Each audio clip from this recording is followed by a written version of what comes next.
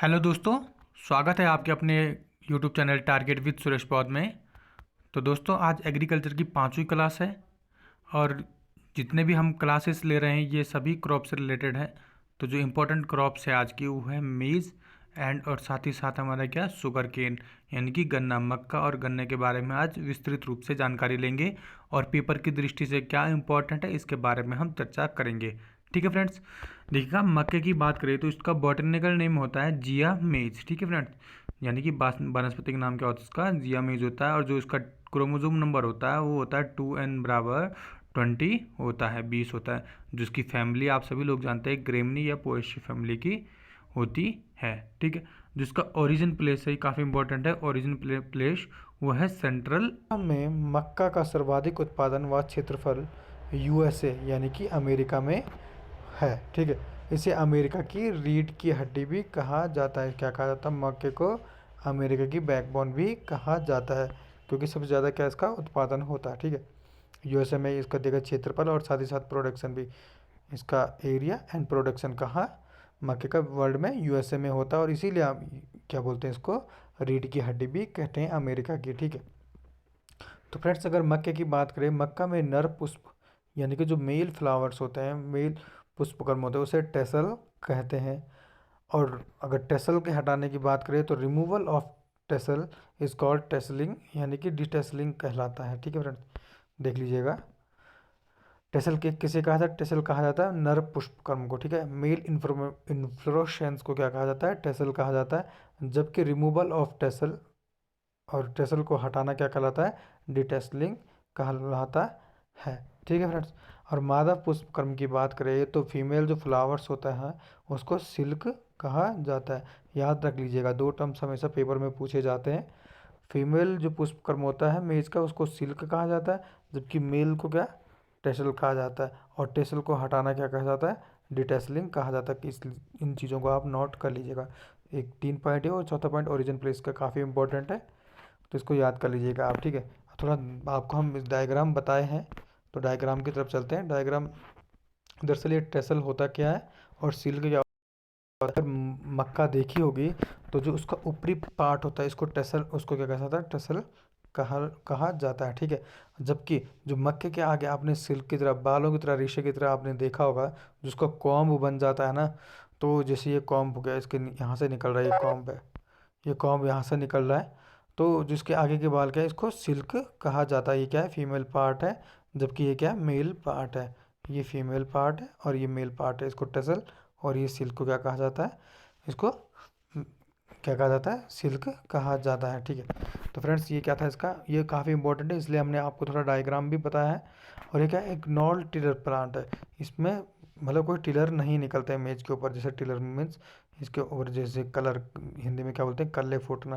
जैसे धान में क्या होता है? टिलरिंग होती है, ये इधर उधर से, जबकि इसमें क्या है? टिलरिंग नहीं होती है। ठीक है फ्रेंड्स, आपको हमने बताया टेसल क्या होता है और सिल्क क्या होता है, आपको बखूबी ध्यान हो गया होगा। चलते हैं थोड़ा क्लासिफिकेशन इसका जान लेते हैं, क्लासिफिकेशन क्या होता है। देखिएगा, 7 ग्रुप है। जिया मेज इंडोराटा, जिसको फ्लिंट कॉर्न भी कहा जाता है, और कॉमनली कल्टिवेटेड इन इंडिया। याद लीजिएगा, याद रख लीजिएगा, जो फ्लिंट कॉर्न होता है ना, एंडोराटा फ्लिंट कॉर्न होता है, ये इंडिया का सबसे इम्पोर्टेंट है। आपको इसमें से इम्पोर्टेंट है वो है, देखिएगा, वो है पॉपकॉर्न, जिया मेज एवर्टा। इसका बॉटनिकल नेम याद कर लीजिएगा। और पॉपकॉर्न है, इसको याद कर लीजिएगा, जिया मेज एवर्टा पॉपकॉर्न का, और जिया मेज सेकेराटा स्वीट कॉर्न की। ये काफ़ी इंपॉर्टेंट है। ठीक है, इसलिए आपको ये दो टर्म्स आप याद कर लीजिएगा, स्वीट कॉर्न एंड पॉपकॉर्न। ये काफ़ी बार पेपर में पूछा जाता है। और जिया मेज इंडोराटा क्या है? Commonly cultivated in India. ये 3 टॉपिक क्लास, ये इसका क्लासिफिकेशन कंप्लीट हुआ। चलते हैं फ्रेंड्स, वैरायटी की बात करिए तो गंगा 1, गंगा 101, याद कर लीजिएगा, गंगा 102, इसकी क्या है? कुछ कॉमन वैरायटी है। जबकि ओपिक क्यू की बात करें, काफ़ी क्वालिटी प्रोटीन मेज इससे बनती है, ओपिक क्यू। ठीक है, इसमें क्या होता है? लाइसिन सबसे ज़्यादा अमाउंट में पाया जाता है। ठीक है, एग्जाम्पल जैसे इसका जीन क्या, ओपिक क्यू टू भी एक क्या वैरायटी है। इसके जीन का प्रयोग करके क्या हुआ, इसका जीन का यूज करके शक्तिमान 1, शक्तिमान 2, ये कुछ वैरायटी रिलीज की गई। और ठीक है, ओपिक क्यू टू यानी कि क्वालिटी प्रोटीन मेज भी कहा जाता है, QPM, क्वालिटी प्रोटीन मेज, इसका जीन निकाल कर OPQ का उसको क्या कहा गया, शक्तिमान 1 और शक्तिमान 2 वैरायटी रिलीज की गई। ठीक है, आप इतना याद कर लीजिएगा। OPQ2 क्या होता है, क्वालिटी प्रोटीन मेज होता है। कुछ किस में पिछली बार पेपर में पूछा गया रतन किसकी वैरायटी है, रतन वैरायटी है, जबकि मेज की है। जबकि रत्ना किसकी वैरायटी, रत्ना आपकी धान की वैरायटी है। ये चीज़ याद रख लीजिएगा, 2 किस्में इसमें, काफ़ी इंपॉर्टेंट है, हमने बता दिया है। चलते हैं फ्रेंड्स, ये कुछ वैरायटी थी। अब चलते हैं कुछ नेक्स्ट। अगर सीड रेट की बात करें मेज की, तो मेज की जो कॉमनली सीड रेट होता है 15 से 20 kg पर हेक्टर होता है। अगर हाइब्रिड सीड की बात करें तो 25 kg per hectare hybrid seed का यूज किया जाता है। जबकि फॉडर पर्पज़ की अगर बात करें तो आपको क्या करना है, बीज दर रटने की ज़रूरत नहीं है। बीज दर आप एक चीज़ याद कर लीजिएगा, फॉडर पर्पज़ कितना यूज करते हैं, चारे के लिए 40 से 50 kg पर हेक्टर, यानी कि स्पेसिंग कम, बहुत ही ज़्यादा कम रखते हैं, तो इसलिए इसका बीज भी ज़्यादा लगता है। ठीक है, स्पेसिंग देकर नॉर्मल अगर इस सीड की बात करें, स्पेसिंग 60 से 20 ग्राम, 60 इंटू 20 सेंटीमीटर रखते हैं, यानी कि 60 इस लाइन से लाइन के रखेंगे, जबकि प्लांट से प्लांट 20 रखेंगे। ये पेपर के लिए काफ़ी इंपॉर्टेंट बनेगा नहीं, लेकिन फिलहाल आपके करेगा सीड रेट आपके लिए इंपॉर्टेंट है। अगर क्रिटिकल स्टेज की बात करें तो क्रिटिकल स्टेज देखिएगा, फॉर मॉइस्चर यानी कि नमी के लिए, और न्यूट्रेंट के लिए कौन सी होगी, टेसलिंग एंड सिल्किंग। मैंने आपको बताया जो नर पार्ट होता है उसको टेसल कहा जाता है, जबकि जो मादा पार्ट फ्लावर्स होता है ना, जो मादा फ्लावर होता है वो सिल्क कहा जाता है। तो इन दोनों के बीच में हमें क्या कर लेनी चाहिए, न्यूट्रेंट भी सप्लाई कर लेना चाहिए और नमी भी यानी कि वाटर भी देना चाहिए। इन दोनों के बीच में का ये क्या है, क्रिटिकल स्टेज है। तो फ्रेंड कुछ इंपॉर्टेंट महत्वपूर्ण बिंदु के ऊपर बात करें तो मक्का क्या है, एक नॉन टिलर प्लांट है। मैंने आपको बताया ना, राइस क्या होता है, राइस जैसे ये बिल्कुल टिलर निकलते जा रहे हैं, नीचे से कल्ले फूटते जाते हैं अलग अलग। ठीक है फ्रेंड्स, नीचे से कल्ले निकल रहे हैं ये, जबकि मेज क्या एक सिंगल है, कॉम लाइक ये निकलते, इसमें नॉन टिलर प्लांट है। अनाजों की रानी भी किसे कहा जाता है, वो मक्का को ही कहा जाता है।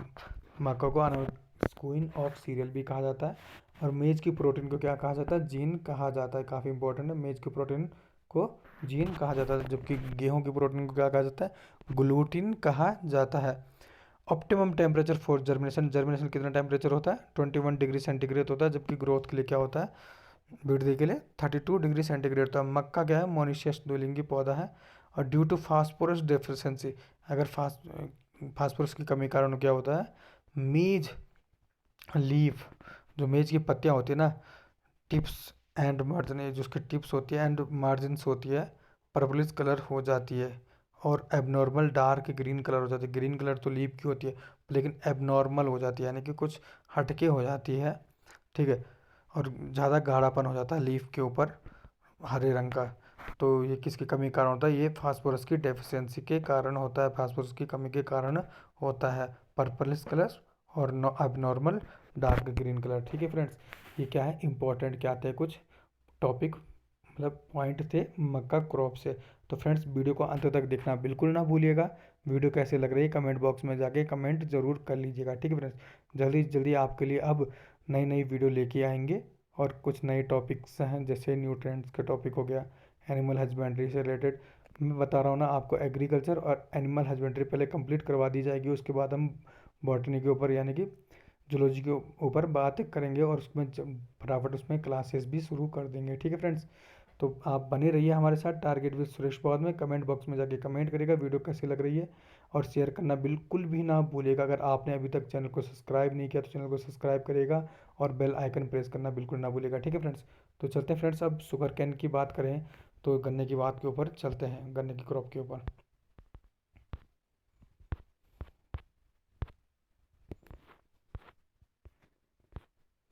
तो फ्रेंड्स शुगर कैन की बात करें तो शुगर कैन का क्या होता है, जो 2n बराबर होता है वो 80 होता है। 80 क्या होता है, 2n बराबर 80 होता है।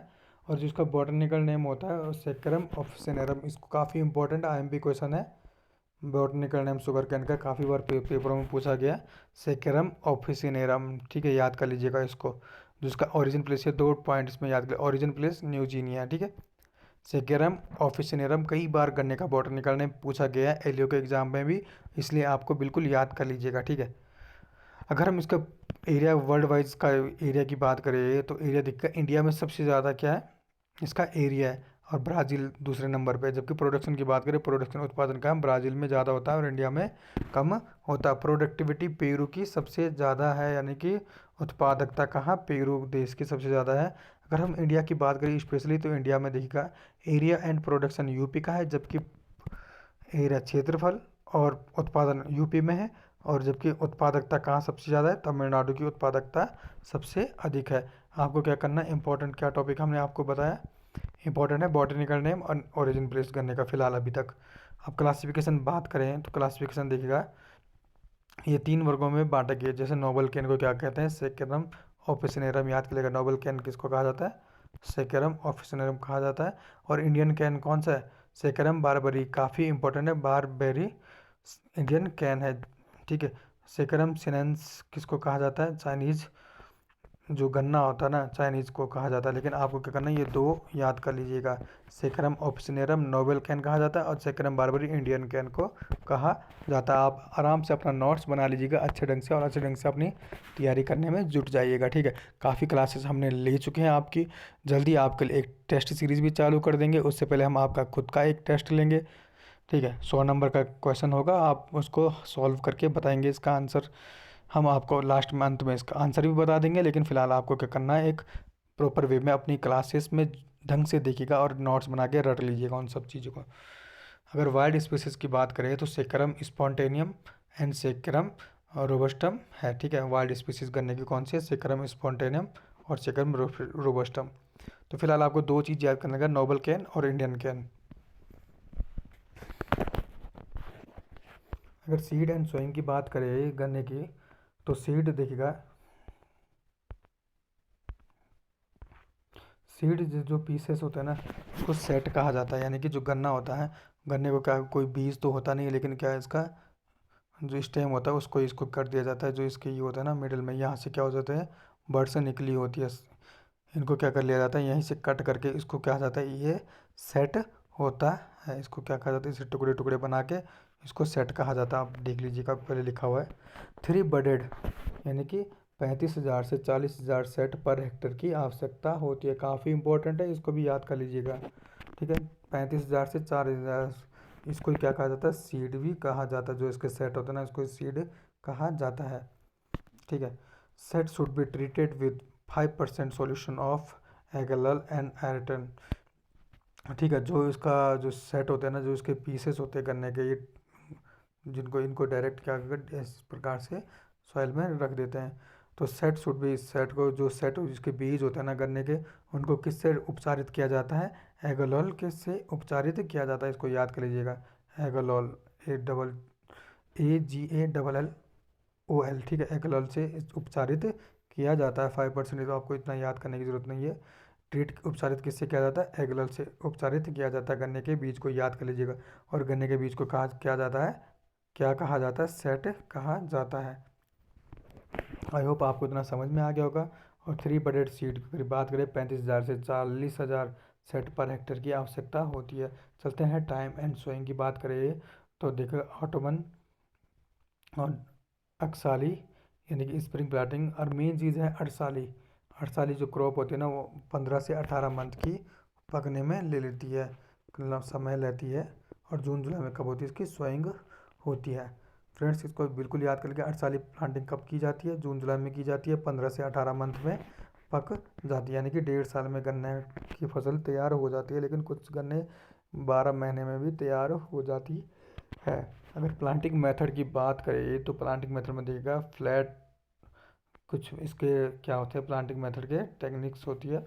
फ्लैट मेथड हो गया, फरो मेथड हो गया, ट्रेंच मेथड, ये 3 मेथड इंपॉर्टेंट है काफ़ी। देखिए अगर फ्लैट मेथड की बात करते हैं हम, फ्लैट प्लांटेड 8 से 10 सेंटीमीटर डीप क्या कर देते हैं फ्लैट मेथड में। जैसे ये खेत हो गया ना पूरा, ये क्या है पूरा खेत है, तो यहाँ बिल्कुल क्या कर देंगे, हल्का सा यूँ करके डिपॉजिट कर देंगे। ये सेट हो गया, इनको क्या बोलते हैं, सेट का रख देते हैं। इसके ऊपर मिट्टी चढ़ा देंगे, ठीक है फ्रेंड्स, सेट करके मिट्टी रख देते हैं, चढ़ा के उन्हें बंद कर देते हैं। ये फ्लैट मेथड हो गया। जब इसको सॉइल से कितना करेंगे, 8 से 10 सेंटीमीटर नीचे यूँ करके खोद कर 8 से 10 सेंटीमीटर इसको डिपॉजिट कर देते हैं। जो स्पेसिंग रखते हैं इसमें 75 से 90 सेंटीमीटर डिस्टेंस रखते हैं। एक सेट यहाँ रखा है तो दूसरा सेट यहाँ रखा हुआ है, यानी कि 70 सेंटीमीटर का गैप रख देते हैं। ठीक है फ्रेंड्स। अगर हम दूसरे की बात करें, फरो की बात करें, तो हैवी सॉइल की, जहाँ हैवी सॉइल होगा ना वहाँ फरो मेथड का इस यानी कि कूड़ विधि जिसको कहा जाता है, और 10 से 15 सेंटीमीटर भी इसको डीप रखते हैं। मोस्ट इंपॉर्टेंट है ट्रेंच मेथड, किसमें यूज किया जाता है, पेपर में पूछा जाता है ट्रेंच मेथड किसमें यूज किया जाता है, तो ट्रेंच मेथड गन्ने की फसल में यूज किया जाता है। जो लंबे लंबे फसल होती है, जो मतलब कहने का मतलब टाल ग्रोइंग कैन, जो लंबे गन्ने होते हैं ना, वहाँ उसके लिए क्या ट्रेंच मेथड का यूज किया जाता है। क्यों किया जाता है? ट्रेंच मेथड मतलब इसके प्रकार से गड्ढे बना दिया जाते हैं, उसके अंदर क्या है डिपॉजिट कर देता है गोल सेट के ऊपर इस टाइप में, और यहाँ यहाँ इसको प्लांटिंग कर दी जाती है। इसलिए किया जाता है जिस जगह हवा विंड इरोजन ज़्यादा होता है, विंड इरोजन की जगह क्या कर देते हैं इनको एक इस टाइप में रख देते हैं टू प्रोटेक्ट फ्रॉम लॉजिंग, ताकि वो गिरे ना, एक दूसरे के सपोर्ट में रहे, और ऊपर उसको किसी तरीके से बांध देते हैं, टाइंग किया जाता है। ठीक है, आपको करना ट्रेंच मेथड याद कर लीजिएगा, बस पेपर में नॉर्मली पूछा जाता है ट्रेंच मेथड किससे किससे संबंधित है, वो गन्ने से संबंधित। तो आई होप फ्रेंड्स आपको इतना समझ में आया होगा। तो आप हमारे साथ बने रहिएगा, आगे हम आपके लिए एक अच्छी वीडियो बनाकर ले आएंगे। ठीक है। अगर मैन्योर और फर्टिलाइज़र की बात करें, यानी कि उर्वरक की खाद एवं उर्वरक की बात करें, तो high dose of nitrogen during ripening stage decrease sucrose content in mature can. देखिए, अगर हम क्या करेंगे, जिस समय गन्ना पक रहा होगा, मैच्योर हो रहा होगा, उस समय अगर हम हाई डोज नाइट्रोजन देंगे तो काफ़ी नुकसानदायक होगा। किस चीज़ के लिए? सुक्रोज कंटेंट, जो गन्ने का सुक्रोज कंटेंट होगा ना, वो क्या कर देता है कि लेवल उसको कम कर देगा, अगर हम नाइट्रोजन की अधिकता यूज करेंगे रैपनिंग पकने की स्टेज में। ठीक है, इसलिए क्या करेंगे, अधिक डोज हम नाइट्रोजन की सप्लाई नहीं करेंगे किस समय, रैपनिंग स्टेज में। ठीक है दोस्तों। तो अगर नाइट्रोजन की बात करें तो नाइट्रोजन कितना 120 से 150 केजी पर हेक्टर डाल देते हैं, और फास्फोरस की बात करें तो 80 केजी फास्फोरस, पोटास 60 केजी रख देते हैं। अगर इरिगेशन की बात करें तो इरिगेशन देखिएगा, इरिगेशन कब करते हैं, फॉर्मेटिव स्टेज में। काफ़ी सारी स्टेज होती है, लेकिन फॉर्मेटिव स्टेज में काफ़ी क्रिटिकल स्टेज होती है। ये कब आती है? 60 से 130 डे आफ्टर प्लांटिंग, प्लांटिंग के 60 से 100 दिन बाद, 130 दिन बाद आती है। Maximum requirement of water in this stage, इस समय क्या होती है, सबसे अधिक आवश्यकता होती है गन्ने की फसल में फॉर्मेटिव स्टेज में। काफ़ी स्टेज होते हैं, लेकिन ये इंपॉर्टेंट है। ठीक है। Furrow method of irrigation is most common. कौन सा मेथड किया जाता है? फरो मेथड यूज किया जाता है। जबकि धान में क्या का कौन सा मेथड इरिगेशन का सबसे बड़ा होता है? वो होता है फ्लडिंग मेथड, यानी कि बाढ़ के रूप में एकदम छोड़ देते हैं। फ्लडिंग मतलब किस में किया जाता है? धान में। और फरो मेथड किस में किया जाता है? शुगर कैन में किया जाता है। रेटोनिंग की बात करें, रेटोनिंग देखिएगा क्या होती है, it is economical to take only one ratoon crop in ratoon crop 20% more nitrogen required to compare to planted crop. देखिए, जब हम एक बार फसल को बो देते हैं ना शुगर कैन की, उसकी कटाई के बाद दोबारा क्या हो जाती है, इसमें अपना भी बीज बोने की ज़रूरत नहीं पड़ती, यानी कि सेट लगाने की ज़रूरत नहीं पड़ती है। दोबारा क्या आ जाती है, उसमें कल्ले फूटना प्रारंभ कर देती है।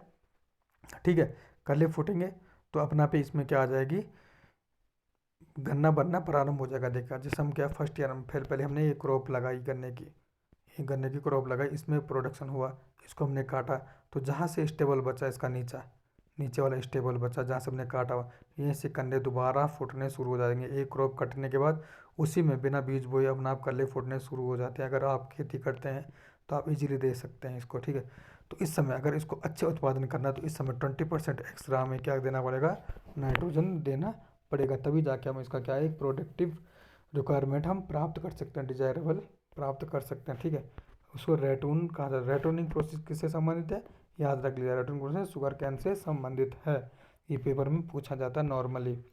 Artificial ripening of sugar can by use of Polaris, काफ़ी इंपॉर्टेंट है ये भी। अगर हम आर्टिफिशियल पकाने के लिए किस चीज़ का यूज़ करते हैं, कृत्रिम से गन्ने को पकाने के लिए, तो ये पोलरिस और साथ ही साथ ग्लाइफोसिन का यूज करते हैं। याद कर लीजिएगा इस चीज़ को। रेटनिंग किससे संबंधित है? शुगर कैन से संबंधित है। काफ़ी इंपॉर्टेंट पॉइंट हमने 2-4 बता दिए हैं आपके। ब्लाइंड होइंग किससे संबंधित, यानी अंधी गुड़ाई किससे संबंधित है? पेपर में पूछा गया, अंधी गुड़ाई गन्ने से संबंधित है। कब करते हैं? होइंग आफ्टर प्लांटिंग, मतलब प्लांटिंग के बाद करेंगे, और बिफोर इमरजेंसी, जब तक इसका इमरजेंसी नहीं होगा उस बीच में क्या कर देते हैं, वीड कंट्रोल के लिए, किसके, खरपतवार को कंट्रोल करने के लिए क्या करते हैं, ब्लाइंड होइंग करते हैं, अंधी गुड़ाई करते हैं। ठीक है फ्रेंड्स, काफ़ी इंपॉर्टेंट जो हमने टिक आपको मारे हुए हैं, आप उस चीज़ को याद कर लीजिएगा, ये ना हो कि आप कुछ भी छोड़ रहे हैं काफ़ी स्पीड। ठीक है, चलते हैं थोड़ा नेक्स्ट भी चलते हैं, अब थोड़ा और ज्ञान ले लेते हैं। अगर हार्वेस्टिंग की बात करें तो ब्रिक्स रेशियो होता है एक, इसमें ब्रिक्स रेशियो होता है। ब्रिक्स रेशियो क्या होता है, sugar cane considered mature if brix value और रिफ्लेक्टोमीटर रीडिंग, ब्रिक्स वैल्यू क्या होती है, 16 से 18 होगी, उस समय हम क्या करेंगे, इस समय इसकी क्या करेंगे, कटाई करेंगे। याद कर लीजिएगा, रिफ्लेक्टोमीटर रीडिंग या ब्रिक्स रीडिंग एक ही चीज़ हुई। जब 16 से 18 TSS यानी टोटल सोल्यूबल सॉलिड होगा, इंपॉर्टेंट है, याद कर लीजिएगा। ब्रिक्स वैल्यू कब करते हैं, गन्ने की कटाई 16 से 18, रिफ्लेक्टोमीटर से उसकी पकाई की वो नापते हैं। ठीक है, हार्वेस्टिंग का। For brix reading juice should be taken from middle portion, जब ब्रिक्स रीडिंग लेंगे ना उस समय कहाँ से लेंगे, जूस का, उसका यानी कि ब्रिक्स किससे निकालेंगे, जूस से निकालेंगे, तो किस समय लेंगे, टेकन फ्रॉम मिडिल पोर्शन, जो मिडिल पोर्शन होगा ना शुगर कैन का, मिडिल पोर्शन होगा, वहीं से किसकी जूस निकालेंगे और वहीं से इसकी वैल्यू लेंगे। यदि 16 से 18 आए तो इस इट मीन्स हार्वेस्ट करने के लिए क्रॉप हो गई है। तो फ्रेंड्स अब चलते हैं क्रॉप लोजिंग क्या होता है, कुछ टर्मिनोलॉजी जान लेते हैं। तेज हवा से फसल का नीचे गिरना क्रॉप लोजिंग कहलाता है, जबकि वाटर लोजिंग पानी में या बाढ़ द्वारा फसल का नीचे गिरना वाटर लोजिंग कहलाता है, वाटर लॉगिंग कहलाता है। ठीक है, वाटर लॉगिंग कब होगा, जब ऑल पोर्ट्स आर फिल। ठीक है, जब पूरे जितने भी पोर्ट्स होंगे ना, चाहे वो माइक्रो हो या मैक्रो पोर्ट्स हो, सब सेचुरेटेड हो जाएंगे, पूर्ण रूप से भर जाएंगे, उसी जगह क्या होगी, वाटर लॉगिंग होगी, कंडीशन होगी। ठीक है, तो फ्रेंड्स ये कुछ टर्मिनोलॉजी थी। रेड रूट की बात करें तो फ्रेंड्स ये हम आपके लिए क्वेश्चन छोड़ रहे हैं कि रेड रूट होता क्या है और किसके कारण होता है, यानी कि गन्ने में लाल सड़न रोग जो होता है ना, किसके कारण होता है, इसका कॉजेज एजेंट आपको बताना है। ये आपके लिए क्वेश्चन है, रेड रूट किसके कारण होता है। जितने भी क्रॉप मैं आपको पढ़ा रहा हूँ इनके डिजीज़ में एक क्लास स्पेशली लूँगा, एक ही क्लास में पूरी डिजीज़ कंप्लीट हो जाएगी, इसलिए आपको कंफ्यूज भी नहीं रहेंगे। तो फ्रेंड्स ये कुछ sugar can say related question थे। अब चलते हैं इसके इम्पोर्टेंट पॉइंट चलते हैं। अर्थिंग क्या होता है, अर्थिंग क्या होती है कि यानी कि जब गन्ने का, जब हम क्या करेंगे, सेट को बो देंगे, जो सेट बो देंगे ना उसके ऊपर क्या मिट्टी चढ़ाएंगे ना, मिट्टी चढ़ाने को अर्थिंग कहा जाता है। टाइंग क्या कहा जाता है, जब ये बड़े बड़े पत्ते हो जाते हैं ना गन्ने के आपस में, इनको ऊपर से बांध दिया जाता है ताकि हवा और विंड इरोजन से इसको बचाया जा सके। ठीक है, स्पेसिंग कितनी, 90 सेंटीमीटर रखते हैं। टाइंग और अर्थिंग आपने समझ लिया होगा। अब burning of cane is done for improve sucrose and juice quality. ठीक है, बर्निंग, गन्ने की आग का फसल किस फसल में किया जाता है, आग का प्रयोग किस फसल में किया जाता है, तो वो शुगर कैन में किया जाता है। पेपर में कई बार पूछ आग के लपटों का प्रयोग किस में किया जाता है, तो वो शुगर कैन में किया जाता है। तो फ्रेंड्स ठीक है, मैं आपको इस चैप्टर से आपको काफ़ी क्वेश्चन आपके क्लियर हो चुके हैं, आप याद याद कर लीजिएगा। इन्फ्लोरेसेंस ऑफ शुगर कैन, जो इसका पुष्प कर्म होता है उसे क्या कहा जाता है, एरो कहा जाता है, याद कर लीजिएगा इसको भी। टोटल शुगर कैन फैक्ट्रीज कितनी है उत्तराखंड में, वो है 10। ठीक है फ्रेंड्स, आपको आई होप आपको इतना समझ में आ गया। वीडियो कैसे लगी इस बारे में आप कमेंट बॉक्स में कमेंट ज़रूर कर लीजिएगा। आज की जो क्लास थी वो आज क्लास आपको मेज एंड शुगर केन की क्लास कंप्लीट हुई। आपको कमेंट बॉक्स में बताना है कि रेड रोड किसके कारण होता है, यानी कि गन्ने में लार्ज सड़न। कमेंट अधिक से अधिक करिएगा यार, और वीडियो को शेयर करना बिल्कुल ना भूलिएगा। आपके लिए इतनी मेहनत हम कर रहे हैं, एटलीस्ट आप अपनी तरफ से कुछ मेहनत तो करिएगा, ताकि हमें भी एक पॉजिटिव एनर्जी मिले। तो फ्रेंड्स चैनल को सब्सक्राइब करना ना भूलिएगा, कमेंट करिएगा और वीडियो को अधिक से अधिक शेयर करना बिल्कुल ना भूलिएगा। आज के लिए इतना ही, थैंक यू, जय हिंद जय भारत। जो नेक्स्ट क्लास होगी ये नेक्स्ट क्लास में और जो क्रॉप होगी ना इनसे संबंधित 2-4 क्रॉप और लेकर आएंगे। थैंक यू, आज के लिए इतना ही।